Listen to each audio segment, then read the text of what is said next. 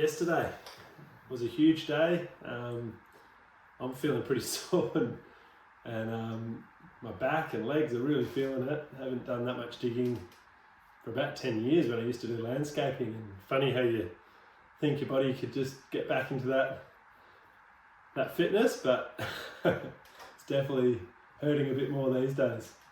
I have to do a huge shout out to Tom and Mazza from Tenggiri, who got the team organised yesterday and read the plans, made sure we had all the equipment, all the mesh, and enough manpower to hand dig our footings. Fairly significant footings. We've got 300 deep by about 750 wide, and they're going to take the load of the walls. The walls are going to be extremely heavy with all the stone in them and masonry, so we just really want to make sure that the footings aren't going to break and bend over time. Double meshed, and having seen the amount of sand we shifted yesterday and knowing that that's going to be filled with concrete this week, pretty confident this house isn't going anywhere.